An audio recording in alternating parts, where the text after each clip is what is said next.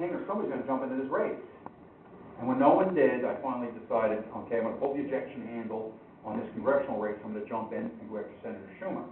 People ask me right away, well, why didn't you go after Senator Gillibrand? Because she looks a lot weaker. First off, so what I thought was if I ran against Senator Gillibrand, Senator Schumer's got $20 million, going to be attacking my flank constantly. So I'm going to fight him, face to face. I'm going to go after him head on.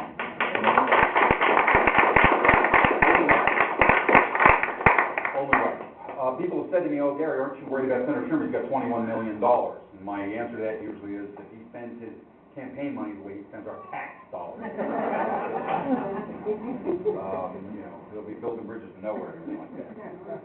So he is vulnerable, ladies and gentlemen.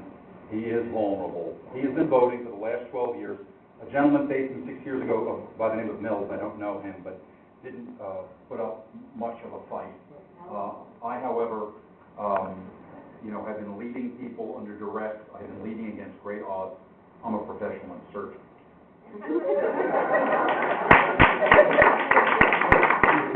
He's never seen anybody or met anyone quite like me. My campaign manager is David Polyansky, and the way I got him was when I thought about doing this, I thought, who do I talk to? Who do I get advice from if you're going to undertake something like this? So I called Ed Rollins, Ronald Reagan's campaign manager. And he agreed to meet me. I had met him on television. I've done CNN with him several times, 2 news shows. And when I sat down with him, he said, look, Gary, I'm not doing this anymore. I advise on the side, but you need David Polyansky. And I said, well, why do I need David Polyansky? He said, well, first off, we're my protege, and he's also a Marine that fought in Anbar province in 2005, 2006. He's a lawyer. He's a very brave guy. He's smart, and he's very dynamic, and he ran the Huckabee campaign for the presidency. And I like Mike Huckabee. I didn't work for Mike Huckabee. I didn't know who he was until I came back. I worked with him, but Huckabee's a very fine man. He's a very fine man, and he's the type of guy I could support pretty easily. So I met with David Polyansky, and I brought him on as my campaign manager, and we have a very, very good relationship as we're building our team out. I did a fundraiser a couple of weeks ago in Dallas. When I met the lead fundraiser in Dallas, I was at his home. He said, Gary, I've never heard of you. I called the NRSC, because I'm a big wig with the NRSC. We've never heard of you. I'm doing this fundraiser for you. They don't know who you are. I said, they're going to know who I am in a few weeks. Watch me win. And then I won. And then I called the NRSC and went to see them as the designee, not as someone with my hat in hand. People go to them all the time saying, help me, I'm a candidate. When I walked in, they knew I won the convention. I want to talk about the convention. Had the Tea Party not been with me, had not supported me, had they not done what they had done, I would not have won. The morning of the convention, I got a phone call from a very senior person in the Republican Party. I'm not going to say the name because it's being taped. And he called me in a panic and said, I can see on the internet there are 5 or 6 busloads of Tea Party people coming to the convention. We are extremely concerned. They're going to make trouble. They're going to disrupt the convention. They're going to get on the floor. I understand you've already asked for 200 passes for people on the floor, and we're not going to have this. And my response was, I just want to introduce you to some of my friends. That's all. And I don't want to be meeting your friends. Well, my friends came in large numbers. When they were in front of the hotel, in large numbers with signs, every delegate that came in saw them. I had only been in this race, ladies and gentlemen, 1 month, 3 weeks. The other men in this race had been in for months and months, been organized and have been every place. I came in 3 weeks before the convention. People all coming into the front of the hotel could see a large group of Tea Party people. And at first, some of them thought, oh no, it's the SEIU or the Teamsters. They're going to throw something. And then when they saw Gary Berntsen signs, they were like, yeah, these are our people. We got them inside the convention, large numbers. The energy, the enthusiasm turned the vote from 30% up to 42% on the first vote. I knew I had 30% in my pocket secured from the people I had talked to around the state, but it was the Tea Party that helped move me to 42%. I am grateful for those of you that came. I know that several of you came. When I was interviewed afterwards, then on the second vote, it went from 42 to 62. And so I won by the largest, other than Wilson, who was unanimous, I won by the largest margin of anyone at the convention, And so even some of the other people came to me right after that, and the other races that were following, like, oh my goodness, that was incredible what we just saw. Can you get the Tea Party to come back for me tomorrow? I don't think so. Have you stood in front of them? Have you talked? Have you screamed? Have you answered their questions? Have you joined? Because they're not, you know, they'll support candidates that they know. You know, and I can't ask, you know, you have to go talk to members of the Tea Party yourself. And, you know, I'm not here to you know, do that. You have to talk to their leadership. And so, you know, they were disappointed and they walked off, but we were very, very excited. When I did the interviews, the newspaper, right away I did interviews with all the news media, and they said, you know, Gary Berntsen said it was a shock that you won this convention. Said, maybe a shock to you, not to me. And they said, are you a Tea Party? And here you have supported the Tea Party. I said, I'm a Tea Party member, too. You know, some people talk about running in an election. You know, you run to the right during the primary, you run back to the middle. Don't run back to the middle to me. You know, I stand where I stand. Small government, lower taxes. We got to have zero capital gain.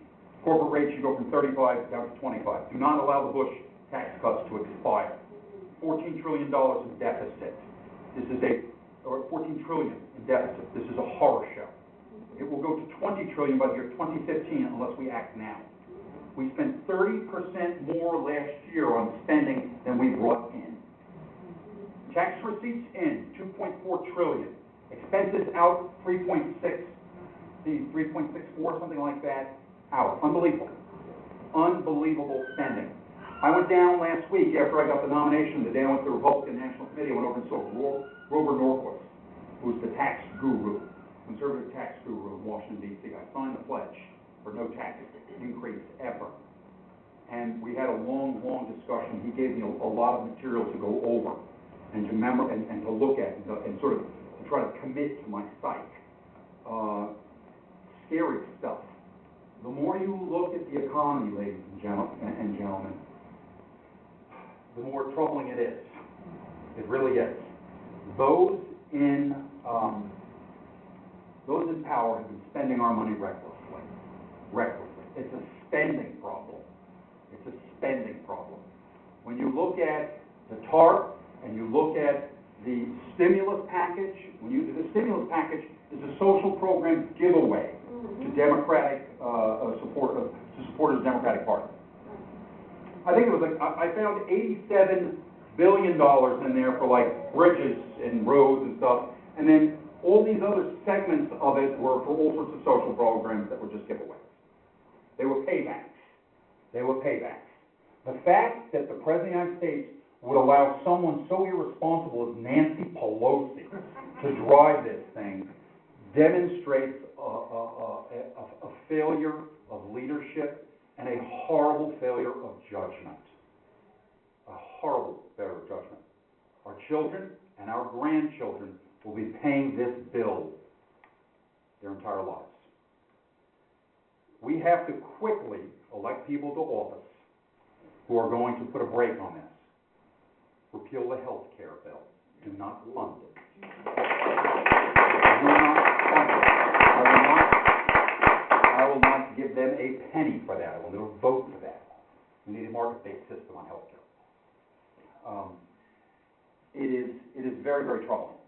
I will cut everything except for Social Security, Medicare, and the Veterans Administration. And I will cut. Someone said in the military, I'm going to tell you something on the military. I want to say something, sir. I have a son who's in combat right now. In Afghanistan, we're spending $1 million per year per soldier. That's what it's costing in Afghanistan. The Afghans spend $135 per soldier. What we need is a third force in the middle. And what I call it is the Freedom Corps. And I wrote a policy book about this. British, American, Canadian, American officers. Every man that fights is an Afghan. You have Western leadership, and all the fighters are Afghans. We start to get our brigades off that battlefield. We still need to win in Afghanistan, but what does the force composition look like? What does the force composition look like? And we have to change it. Last month, this became the longest war in American history, 105 months. You know, nobody's ever won in Afghanistan. What makes you think that we can? Well, let me say this. We are in Afghanistan, man. When we went in the beginning, when we came in with a small number of people, we drove them out. I mean, everyone told me I couldn't do that. We couldn't do that. But we did. We have to be smart about it. We have to leverage the Afghans, and we can't let our domestic political battles get in the way. We have to design a force that is a force, it's almost like the French Foreign Legion for Afghanistan. That's what we have to do. It has to be the Afghans.